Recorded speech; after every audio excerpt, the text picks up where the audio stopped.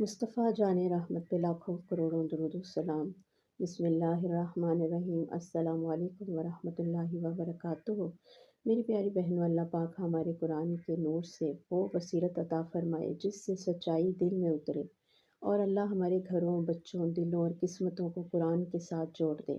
آئیے آج ہم سورہ بقرہ کی آیت نمبر 89 سمجھتے ہیں۔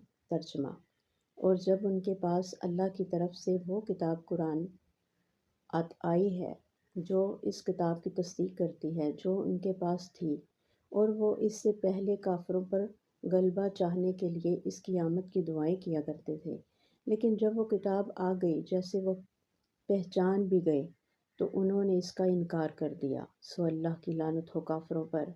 دل کو چھو لینے والی تفسیر۔ اس آیت میں ایک بہت بڑا سبق چھپا ہے۔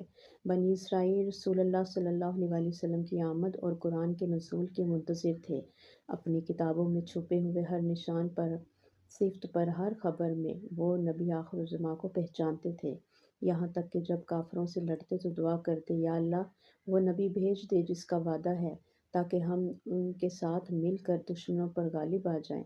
لیکن جب وہی نبی آ گئے، جب وہی قرآن آ گیا، جب وہی سچ سامنے آ گیا جس کا انتظار تھا، تو انا، تکبر، حسد اور ضد آڑے آ گئی۔ انہوں نے پہچاننے کے باوجود سچ کو جھٹلا دیا۔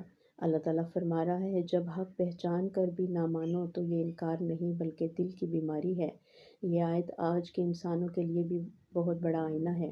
کبھی کبھی ہم کسی بات کو جانتے ہوئے انکار کر دیتے ہیں۔ ضد اور حسد ہمیں سچ ماننے نہیں دیتی، اپنی خواہشات، اپنی پسند اور اپنی انا میں ہمیں حق سے دور کر دیتی ہے۔ اللہ کے نزدیک سب سے بڑا نقصان یہ ہے کہ انسان پہچان کو بھی نہ مانے۔